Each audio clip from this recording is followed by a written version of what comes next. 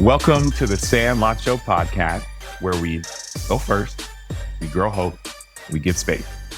We talk about faith, family, football, and finances, and we do that with people from all around the world. And today, we have a very, very special guest, and Clif, as he usually does, would love for you to introduce our guest.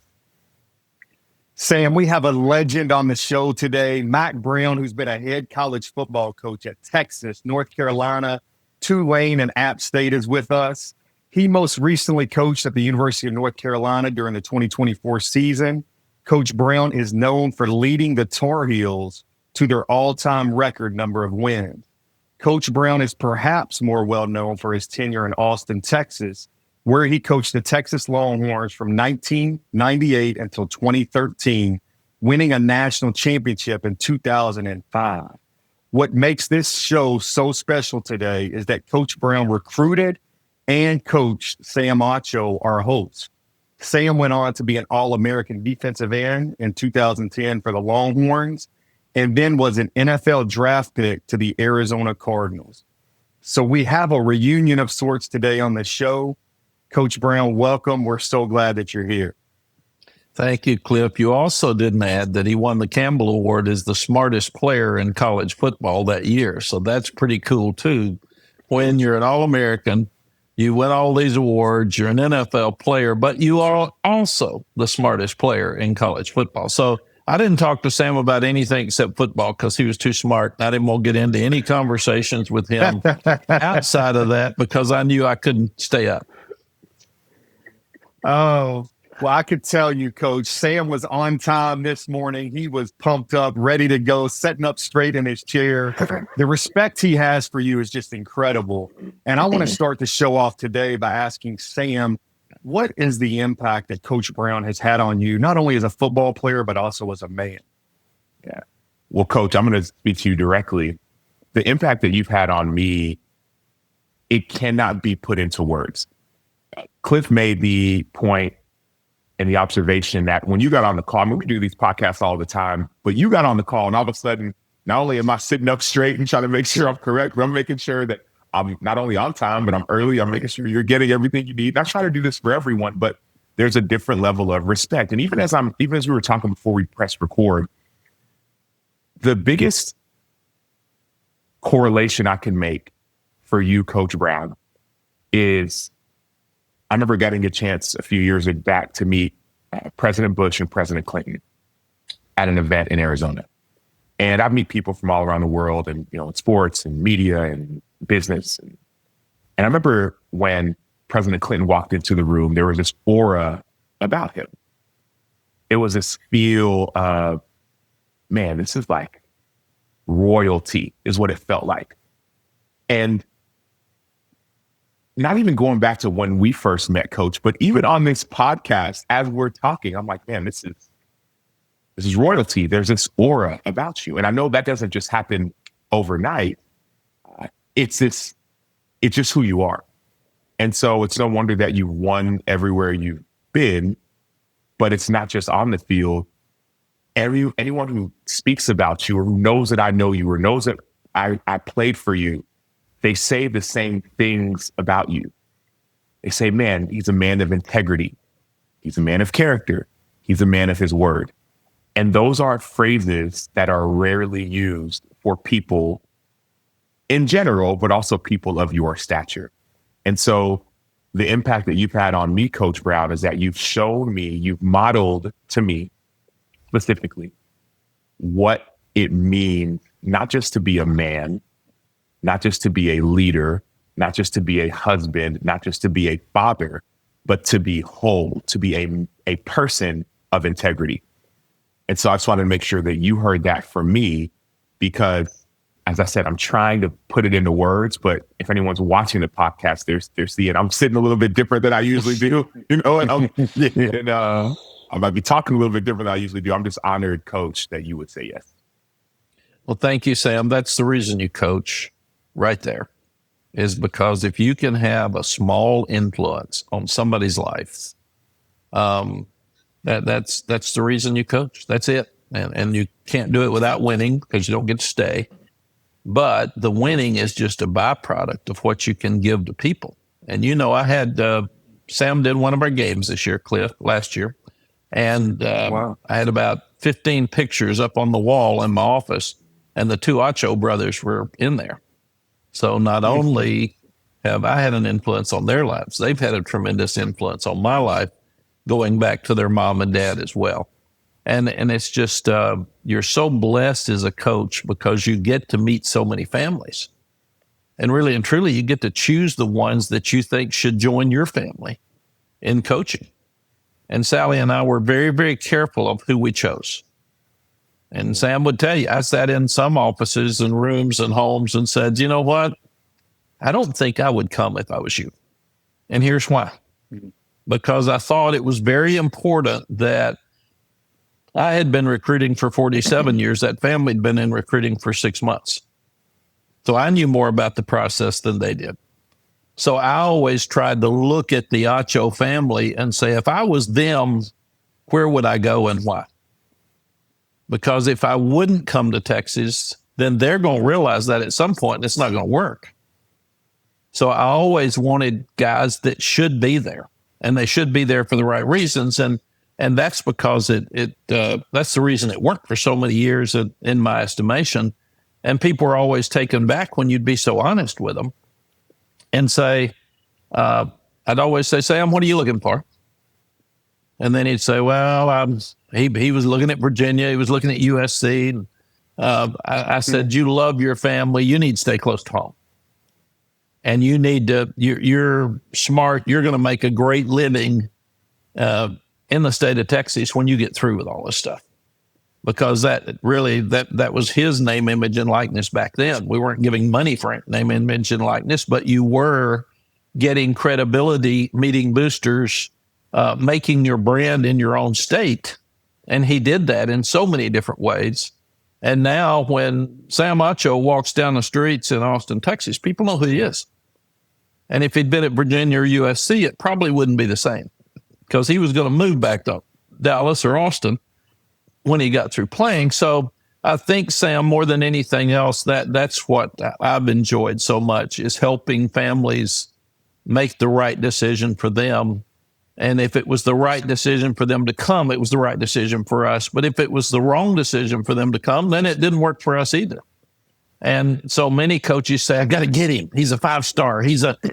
And in it really and truly, it's who you get more than what you get. And I think that's the difference in recruiting.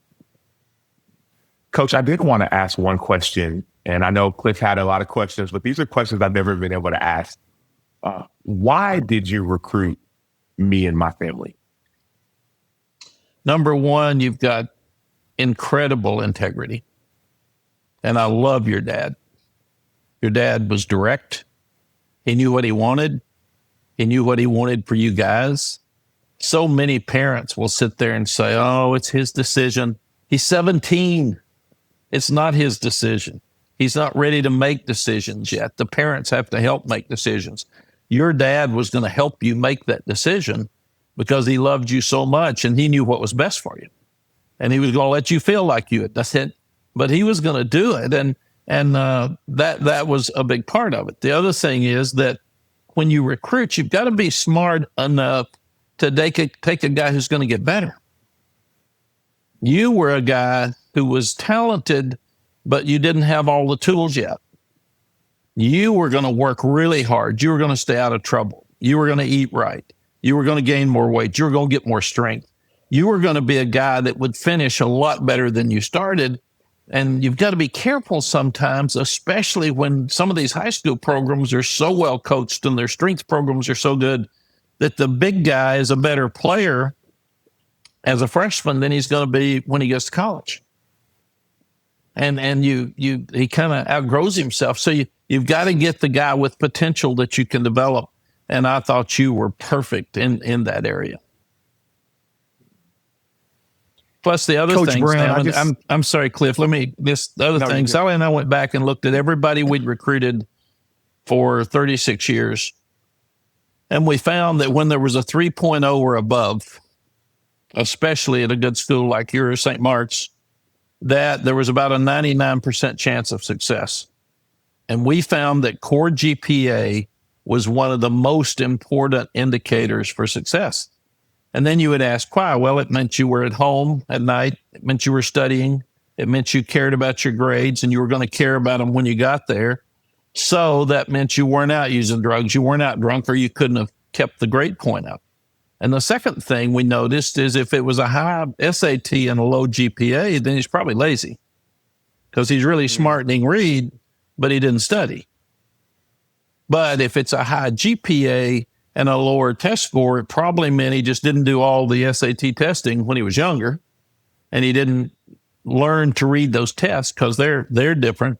So you were also the perfect, quote, profile for what we were looking for with our family. And we liked you.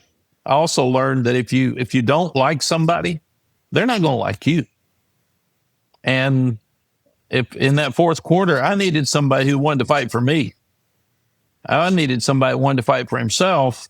And if you didn't like me, if we didn't like each other, if we weren't all in, then this thing just didn't work. And we had to be aligned. And I was aligned with you and your family. You had to have a strategic plan. I knew you had one. And then you had to have a family together to make that plan go through. And that all worked for us. Coach Brown, I have a kind of a reminder in my office here regard to coaching. And it says a good coach can change a game. A great coach can change a life. And I was blessed to train Sam Acho for the NFL Combine, but I was also able to train a number of other Texas Longhorn players like Jackson Jeffcoat, Jordan Hicks. I was on the Bengals strength staff and was able to train guys like Cedric Benson. And all of them talk so very highly of the impact that you had on their life. I want to ask you, Jordan Hicks, Jackson Jeffcoat, the Acho brothers, you were able to recruit those guys in high school and then train them throughout their college career. That's not necessarily the case now with college football, with the NIL and the transfer portal. I kind of want to get your thoughts on the current state of college football. Clif, the wonderful thing about what we had in those years, or that I saw Jackson the other night, he's wonderful. I saw Jordan the other night, he's wonderful. I see Sam all the time because we had a family. And these guys are going to be best friends for the rest of their lives, and they're going to be best man in each other's wedding, and they're going to call when they need help. And if you get a group like North Carolina, suppose we had 67 players leave since January. So that means you've got 67 new players. Colorado had a complete change of roster when Deion Sanders came. So when Ole Miss had 38 transfers last year. So when you start looking at this, we're not going to have the Sam Achos that come in with his freshman class and stay together and grow together and win together and graduate together. So I don't like that near as well. We've really got to look at the transfer portal because Sam's dad wouldn't have let him transfer. But a lot of families, if they just want them to play and they want them to start and they want them to be in the NFL. So if it's not working as a freshman, which most freshmen do not play a lot, then they want to transfer. Well, if you transfer once, you've got a 63% chance of graduating because of the courses that will not transfer. So if you transfer 2, 3, 4, 5 times, you're not going to graduate. If you don't graduate, you're probably going to make more money. You can't get a job. You're not going to have a community of boosters around you that respected what you did and know you and want to hire you when you graduate because you've had 5 different ones or 4 different schools. And then I'm really worried about mental health when we get out because you got more money to come to school than you're making when you get out. You can't get a job. You may be homeless. You're sure not going to get a job where you can make the amount of money you're going to expect after you were given money. And given money really coming into school without earning it. So we need to have some urgency, Clif, and we got to have some things change and change quickly for the benefits and mental health to me of college football players and families. We've got to have some things change. Coach, you talked about mental health, and I'm jumping in again. People don't often see, they hear about the impact. They don't see the impact that a coach has on a player. I got a chance to not only hear about it and see it. I'm not going to say the player's name, but a teammate of mine, we were at Texas, essentially his dad was like the biggest drug dealer in town. His uncle was the second biggest, like that whole deal. And I didn't know any of this until I'm in the film room one day. I believe I was a senior or junior. This guy was a freshman. I'm just in the meeting room by myself watching tape. This guy happens to hop in and we have a conversation. And he comes to tell me that, oh yeah, every morning at, I think it's 6 a.m., correct me if I'm wrong. He's like, I go and I meet with Coach Brown and we just talk about life. Coach, this guy's family was, like I said, we talked about it. Dad was, I mean, you could explain the story, but why that? Why do you do that part of it? Sam, I love my grandfather. He was my mentor, and he was the winningest football coach, high school football coach in Middle Tennessee history at that time. Our high school stadium's named after him, Eddie Jelly Watson. He was the first to integrate schools in the state of Tennessee. So he got it long before anybody should get it. So I went to school with guys of color and didn't even think anything about it. So when I got into coaching, the influence that a Steve Sloan, who was at Florida State as my offensive coordinator, a Bill Parcells, who was the defensive coordinator at Florida State and then head coach of the Cowboys, my grandfather, my dad was a coach. The influence that those guys had on me, and then older coaches have been so good to me. Coach Royal was like an older brother to me. Coach Bowden, Coach Paterno, Coach Schembeckler, Coach Holtz, those guys, I could call them. They'd call me right back and answer my questions. So they had such an influence on me, then I felt like I needed to be that guy. So you think about why you're coaching, and people would say, well, he's a player's coach. Well, I hope. That's what this is all about. And then, Sam, as we get older, we have so many players say, remember when you grabbed me as a sophomore and you jumped me for this? And some of it I remember, some of it I don't. I probably didn't jump him as much as he felt like I was jumping him, but that's okay. But when I sit down with you guys and realize that a coach has to be really careful what he says to a player because the player listens. And it does matter. And then at North Carolina, we were there for a month and a half. They'd won 3 games 2 years before we got there. They'd won 2 games the year before. So they're really struggling. And they didn't have a lot of self-confidence. And one of the guys in the first team meeting said, tell us how you win. I thought, oh, gosh, we don't have time for that today. So we were in the mountains of North Carolina. We had a friend that worked for us around our house, and his son worked for our son. His son was a freshman at Appalachian State. He committed suicide. And it scared us. We ran back to the team immediately. We knew we didn't know them very well. We knew they weren't at a great place with their confidence. And we had a team meeting, and Sally and I sat there, and you know how involved Sally is. She loves the players. And we sat there and said, okay, I'm not a psychiatrist. I'm not a doctor. So I don't know enough about suicide and what I'm supposed to say and all those things.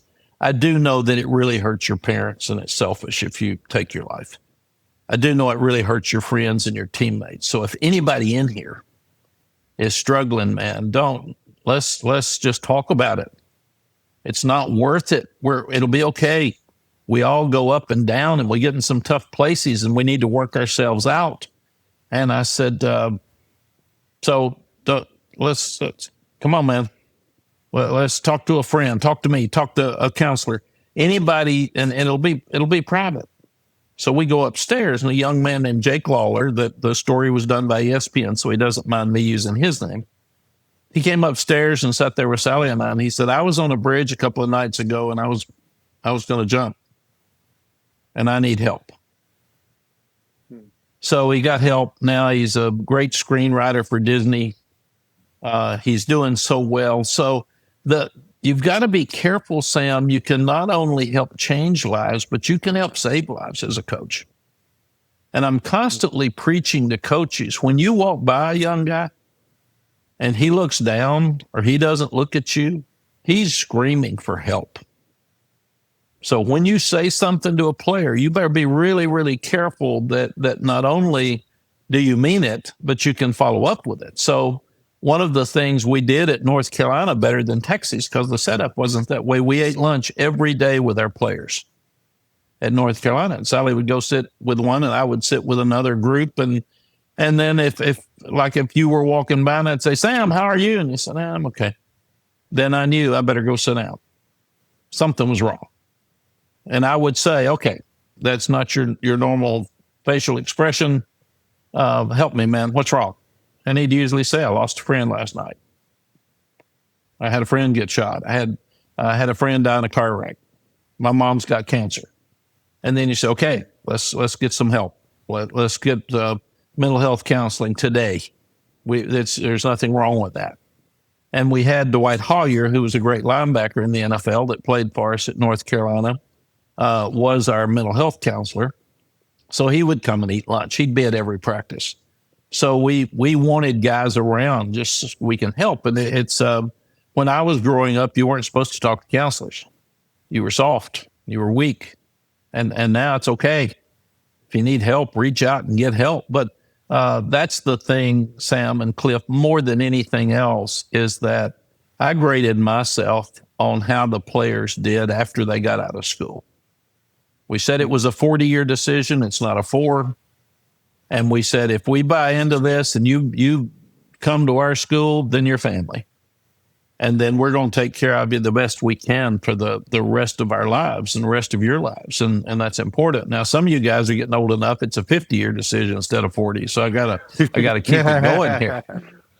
But I think the impact of a coach is really how you change lives and how you possibly save lives, even that you may not know anything about, and how you help young people take negatives and turn them into positives. This year, we had a very difficult situation at North Carolina with a young man named Tylee Craft. And Tylee was in an elevator with Sally when he was 21 years old, and he fell. And we were scared, and we thought he had back cramps. That's what they thought. Well, that night, he couldn't sleep. They took him to the hospital. He had stage 4 lung cancer. So because of great treatment at UNC hospitals and being around the team, and he was able to live for 2.5 more years. But one of the reasons that we felt like we should stay another year in coaching was for him, because we knew it wasn't going to end well for him and the team. And what a tough thing. We lost Cole Pittman many years ago with a truck accident at Texas. But that was in the spring. It's really hard. This was going to be during the season. So Sally and I stayed, and we learned a lot of things from Tylee because he would come to every practice. He'd be throwing up after chemo and radiation, and he would come out and be throwing up, and I'd say, go back to your apartment. Come on, man, get some sleep, get some rest. He said, no, Coach, I need to be around my team. I need to be around my family. And then he would fight, and then he went from working out to a cane to a wheelchair to hospice. And the guys watched him go through those stages. And that's a very difficult learning situation when you see somebody your age that's not going to make it. And then, guys, we even had it where it was the Georgia Tech game. I had a call on Friday night at like 2:00 in the morning that said, we don't know that Tylee's going to make it till the game tomorrow. The game was at noon. And I'm thinking, okay, what do you do? What's best for the team? Do you cancel a game? Do you tell him if he dies tonight? And then we got to the stadium at 10 because he made it through the night. What if he dies at 10:30? What if he dies at 11? Do you still have the game? Do you tell him? Do you not tell him? And he was being honored. His family was being honored because he was in hospice at the end of the first quarter. And I was hugging his mom, and I could tell she was crying, so I knew it wasn't good. So Tylee died during the second quarter. And then after the game, we get beat on the last play of the game. Sam, it's awful. We're tied. We drop a touchdown pass to win the game. Then they get the ball back. They hand it off and go 68 yards on an inside zone for a touchdown, which cannot happen. So I'm walking off the field. We've just lost a game. And Sally says, she said, Tylee just passed away. And his mom wants you to tell the team. She wants you to tell the media, and she wants you to come and see the family. So as a head coach, your responsibility is not about that last play, which should happen. You got to fix that. But what do you say to a team? You just lost a devastating game on the last play of the game that you shouldn't have. Oh, by the way, you lost one of your best friends too. He passed away during the second quarter. And then what do you say to the media? Then how do you go handle the family? But those are coaches' responsibilities. And a lot of people, and why I say that is that was such a negative to lose such a wonderful young person. He's got a great grade point average. He was a really super person. He was going to be a starting receiver. And you go through all of that. And then at the end, you look back, and at the funeral, they said a couple of things the minister said. Mitch Mason, who is our minister, who's doing a great job, and he's got a rare nerve disease that he's fighting through. So he gets up and says, okay, you don't know how much time you've got. None of you. So you better enjoy your time, because you control some things in your life. You don't control how long you live. And we just saw that. So you better get up every morning. You better be grateful for what you've got. You better be happy, and you better be giving back to other people. And the second thing he said, which made sense, he said, and if you and your family and your best friends are healthy, you have no problems. Because you go home today and they say your wife's got a month to live, you drop all those other problems. So you better be grateful every night when you go to bed and every morning when you get up and pray for health. And I always pray for health and happiness of my family, my friends, and all of our players. And I say, God, I know to make them all happy is a little tough. But I want health for sure. I'd like to have happiness, but if they're healthy, they're probably going to be happy. And we can help them be happy. But let's make sure they're healthy. So you have to take things as a coach and learn, but you have to take negatives and try to turn them into a positive. And I learned so much from Cole Pittman's loss. I still do. There's a book his dad, Mark, did. There's a movie coming out now that they're working on. I learned so much from Tylee. He said at the end, the last thing he said to the team was, man, keep swinging. Keep swinging. So every time I think about something negative in my life, I say, keep swinging, man, because I can see Tylee smiling. So some people can live for 85 years and not impact people's lives. Tylee lived for 23, and he had a huge influence on so many people, in fact, in the entire state. And I think that, Clif, is what coaching's about more than anything else. I couldn't agree more, Coach. I hear you talking, and I just hear you talking now that you kind of coach with an eternal perspective. And what I've learned being a strength and conditioning coach for 25 years is that results are temporary, but relationships are eternal. And I'm just talking on the show here, we oftentimes talk to our guests about pain and how pain can have purpose. And as painful as these tragic deaths were, I can see that there's purpose in it and the way that these athletes have impacted others. And now the way, as a coach, you impacted your athletes at both Texas and also North Carolina. I did want to ask you, Coach, you had great success in college. You won a national championship at Texas. You go to North Carolina, you become the all-time winningest coach in the football team's history. Did you ever think of moving on to the NFL and coaching professional football? Clif, I did, and I had a couple opportunities. And when I really thought about it, I thought my gift is relationships. My gift is to take the 17, 18-year-old and help him grow. I didn't know about free agency.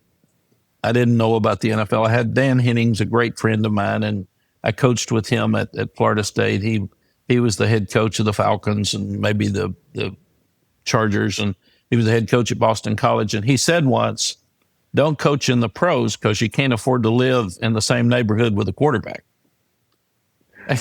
And it's getting to be that way in college now, so that's a little bit tougher too with NIL. Vince Young told me the other day, Coach, we had NIL, I'd still be playing college football. And I think that's true. He still would, and he'd be making more than he would in the pros. But I just felt like that God put me in a place to coach college football. And that's who I was and what I was. And I knew what I was doing. I knew what I wanted. And I didn't want to go to a place where I wasn't sure what was going on. And I went, Sam knows, I wanted to be in charge. And in the NFL, is the owner in charge? Is the general manager in charge? Are you in charge of everything? I didn't want scouts telling me who to recruit. I didn't want draft choices being picked that maybe I didn't want. So I just felt like, Clif, that I always tried to evaluate, was I best for them too? So for that reason, I felt like I wasn't best for the NFL because I wasn't bought in. I really didn't grow up with it. I didn't know enough about it. I was going to be the rookie. And that's why so many college coaches that go to the NFL, I think, don't make it, because there's such a learning curve and you don't have much time. And that was the one of the more important things. And I talked to a couple of people about head coaching jobs and was offered one and just said, no, not our deal. We're college coaches, and Sally was very involved, and it was perfect for us. And I had a wonderful 36 years as a head coach and wouldn't trade it for anything. Coach, you, as I'm listening, and I know you, but a lot of people who are listening probably know you as well, but you talk about Sally a lot. And I want to tell a story, and then I'll ask the question. I asked you why me and my family. Well, the reason I chose Texas, I was getting recruited by, a bunch of different schools. But every coach that I met, they always talk about, oh, we're family atmosphere, family this, family that. And I visited all these. You liked Al Groh and Pete Carroll. I know. I remember. I remember sitting in the room. This is true. I was this close to going to USC. I was this close to going to Virginia. But then I ended up visiting Texas. And when I visited Austin, actually, before I go there, Coach, I need to hear this story. So was getting recruited by a bunch of different schools, and I think you were on like the one vacation that you take over the year.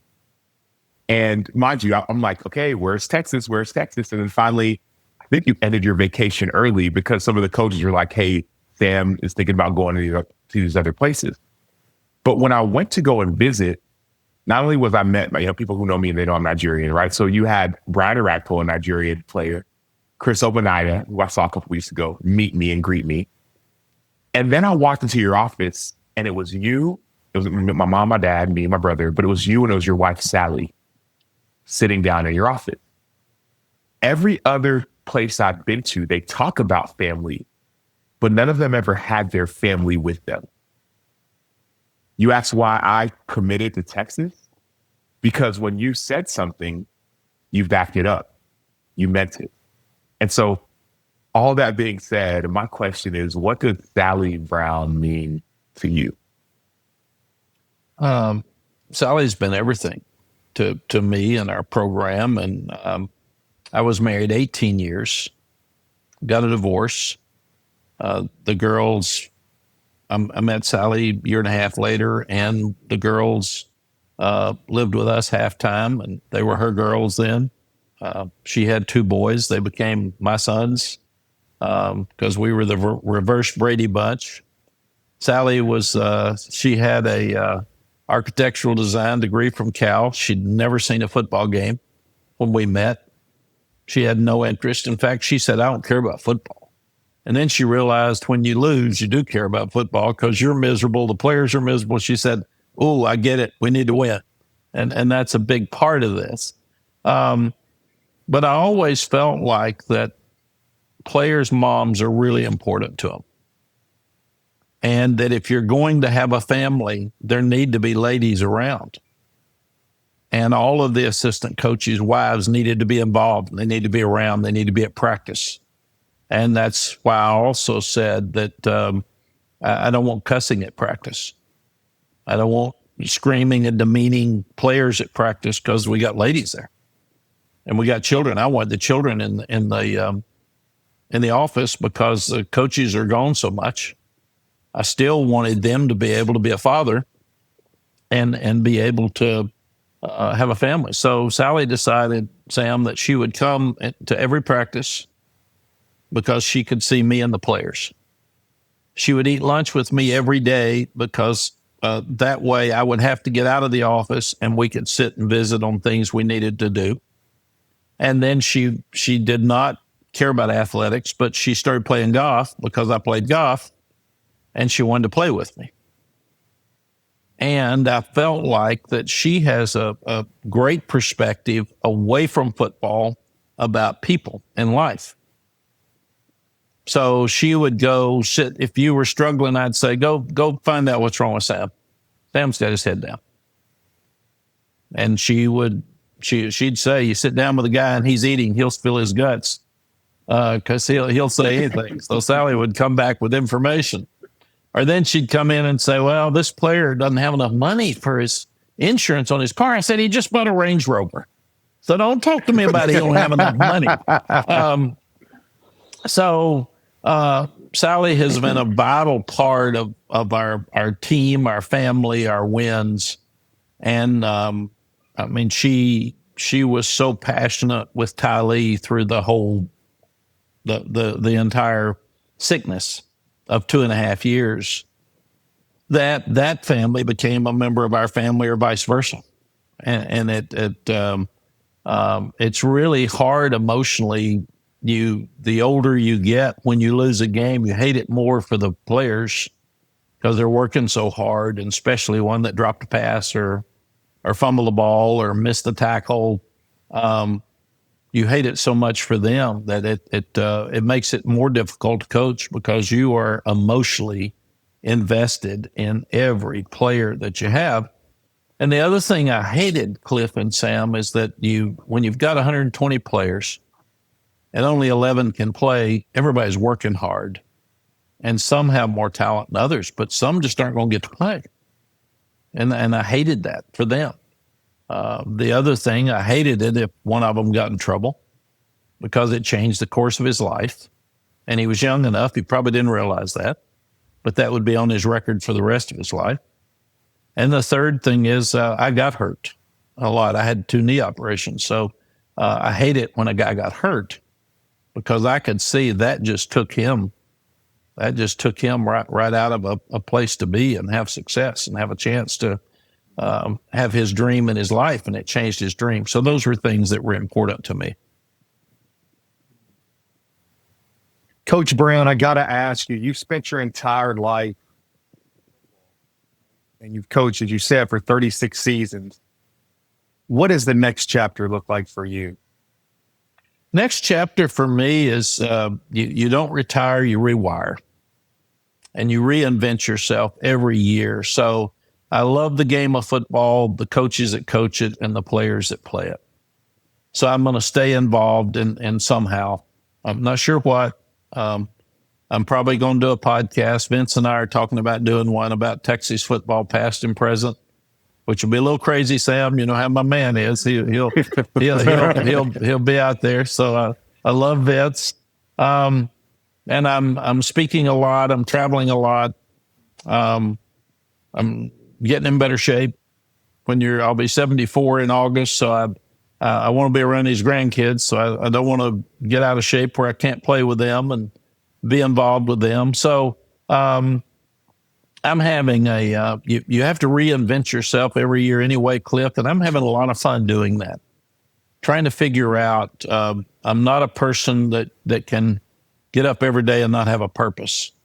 So Sally and I, we have a charity that's been blessed by so many people in Austin that's made a lot of money to give back to empower kids that need it in a lot of different areas. They've changed some lives and saved some lives. So that's really a blessing for us.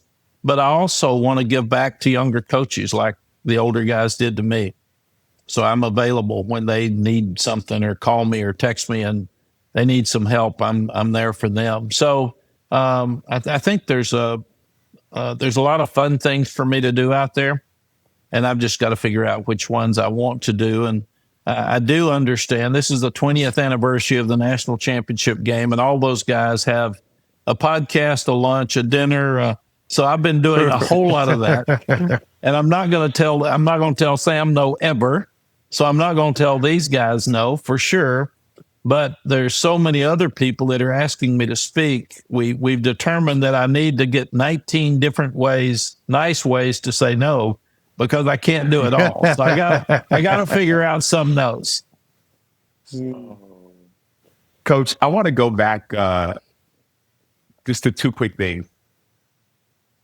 When we played, when I was a player for you, there was a couple things that stood out to me. One of them is we play rice. And you'd have us eat rice before the game. Not just any kind of rice. It'd be like food coloring, like blue rice before the game. You'd have in the locker room before every game, you'd have the fight song of the opposing team going nonstop. I mean, like, I still remember, I could still tell you the A&M fight song to this day because it was just nonstop. Before one of our games, maybe freshman, sophomore year, back when like the Soldier Boy song was popular, we have these team meetings, Cliff. You a team meeting with Coach Brown, like the well-respected Coach Brown, walks into the meeting room and doing the Soldier Boy dance. Where did you learn how to motivate people? I think, Sam, it was from my grandfather, but again, you've got to, if guys are uptight, you got to relax them. If they're flat, you got to stir them up. But if when things are bad, you got to pick them up. You got to pick them up. So you had to have some fun. And college football's hard. People do not realize that you were like an Olympian. You worked every day, and you had to. And you had to eat right. You had to sleep. You had to lift weights. You didn't have this normal life of a college student. So we had to add some fun to it. Now, when I did the Soldier Boy dance, we got down 35-14 to Oklahoma State starting the fourth quarter. So I said, I'll never do that again. That obviously didn't do well, but we came back and won the game 38-35. So it was okay. But you all also needed to see me and Sally as people. You needed to see our coaches as fathers and husbands, and you need to see us be normal. And if I had to be the bad guy, so if I was the guy that said, no, you can't do this, you can't do that, you can't have lunch with an agent, you can't be out at night, you can't do this, then all you hear from me are negatives. So I had to show a fun side because there's a fun side there. And I always ask the coaches to treat their players like they would want their son or their daughter to be treated. And I said, if you do that, we're good. And then if they would yell at you in a demeaning way, I said, you want your son to be yelled at? No. Well, I said, cut it then. Just don't do it, because that's an important part of this. So I think I'm a smart aleck. You know that, Sam. I love cutting up. I'm a smart aleck with my friends, and they know I'm a smart aleck, so that doesn't hurt their feelings when I say something cute to you. You know I'm cutting up. But I'm probably too cautious with the media because you have to be careful what you say, because when you cut up there, it becomes something bigger than it is. I'd get home, Sally would say, "Did you say that?" I'd say, "Yeah, I was cutting up." She said, "Well, they missed that part." So I think but it was fun for me to be me with you guys. And that was fun. Coach Brown, I got to ask you, you didn't coach just one Acho, you coached two Achos on the same team. I got to know, what was it like coaching two brothers? It was a lot of fun, even though they're very unique. They're very different in who they are. I've got, I lost one younger brother, but I've got older and younger brothers, and we were all so different. So I never really even thought about the two being brothers because they were just uniquely different. So I took them as individuals, but it was fun because they were going to do what was right. Sam was going to have opinions and talk to you about it. Emmanuel was going to tell you what they were. You didn't have to wait and ask. He would say, I don't agree with that. Sam would say, could we visit? I mean, so there's differences in their personalities, but they both were really unique and wonderful in who they are. And Clif, what I've learned is my life is better because I coach both of them and because the Achos are in my life. And that's what they've gone back and built a hospital in their country. And I will say I coached a lot of Nigerian young men, and every one of them was well taught, smart, driven. There was no screwing around. They were really serious about their lives. And that's something every time I would see a Nigerian player, I said, okay, man, let's go get him because he's going to act right and he's going to do right. And like I said earlier about Sam, we knew that those players would improve because it was really, really important to their families that they showed pride and did what was right. We had Ebenezer Ekibon at North Carolina. He was #1 draft choice as a defensive end at the Cowboys. Ebenezer's dad would call me every Monday morning for 4 years and say, is he acting right, Coach? Is he doing what he's supposed to do? Is he doing everything right in school? Never mentioned football. And I said, yes, sir, Dr. Ekibon. And I mean, every Monday. So I would laugh with Ebenezer, and he said, yeah, he wears me out, Coach, but that's okay. That's he wants me to do well. And I said, well, you always get the right answers. Well, Coach, we're going to let you go. But before we do, Clif always ends our podcast with what we call the Clif Notes, what he heard and learned from you. And so he's going to share that. And then we're going to allow you to have the last word. So, Clif, what's the Clif Note that you learned and heard from Coach Brown? Well, I think Pastor Billy Graham once said, a coach will impact more people in 1 year than most people will in a lifetime. And Coach Brown, obviously what I said earlier in the show, my Clif Note is a good coach can change a game. A great coach can change a life. And I know you changed Sam Acho's life and many, many others over the last 36 years. So I salute you. Obviously, you've won championships at both Texas throughout your time there. But what's most impressive to me about you, Coach Brown, is the impact that you've had on the lives of your athletes. Well, thank you, Clif. I don't like Sam. I love Sam. And that the players in my life are the reason that I've coached. And I look back and people say, what's your legacy? My legacy, I want it to be that I did help change a life, maybe save a life. And that these guys, when they send me their pictures of their family and at Thanksgiving and Father's Day, it's so fun just to see them. And when I quit coaching, it was unbelievable how many of the guys reached out. And I'd want to cry reading their text. I'd say, quit that. I don't want to hear all that mess. You guys are being too nice. But I've been so blessed, and I've been blessed because of the Sam Achos of the world.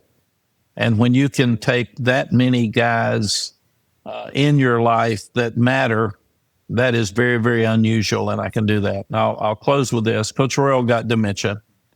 He went in a home, and I would go see him. He didn't remember that the stadium was named after him. He didn't remember that he had 3 national championships. He didn't remember how many games he won.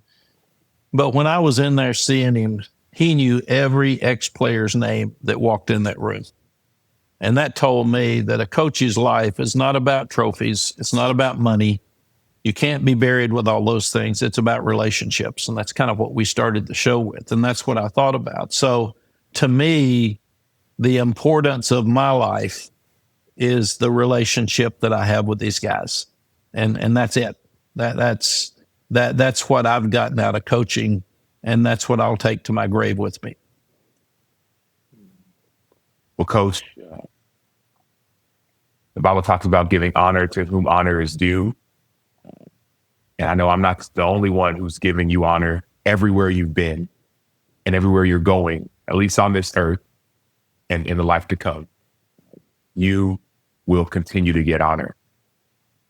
You've sown so well into so many people's lives in ways that people don't even know about. And my hope and my prayer is that as you said, you'll be 74 in August, as you continue to age like fine wine, that you would reap the fruit of all those people who you've sown into, Coach. I mean, I ran into a guy a couple weeks ago at the UFL. It's like, oh, Coach Brown coached me at North Carolina. Oh man, take a picture. You know, and then we were texting about it. And he was texting about it, right? We talk about the Vince Youngs of the world. We talk about the trophies. Like I got I'm at ESPN because I went to Texas. If I'm just being honest, you recruited me. We had success, right? Went to the national championship, and like behind me is trophies, is helmets and stuff. Like it's because of you. And so, Coach, people talk about giving flowers. I just want to give you honor and say thank you for investing, not just in me, but in you and into your purpose. Thank you for not saying, I'm going to go to the NFL because there's more money or more of this. You said, no, I know who I am. I know what I'm here for, and I know why I'm on this earth. And so, Coach Brown, I appreciate you. I salute you. I honor you. I thank you. And I do want to end the podcast, but if you want any last words, you're free to share them. Well, thank you, Sam. Let me say that I love you. I love your brother, your family, and I'm just so blessed.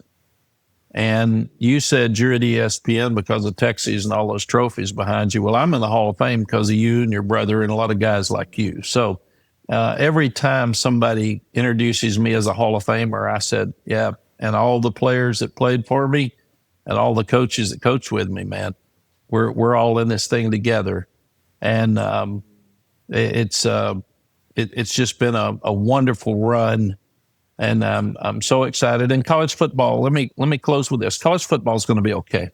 I'm glad the players are getting paid. If they'd have paid you all, if they'd have given you $150,000 and an annuity on the way out after graduating as a reward, we wouldn't even be here.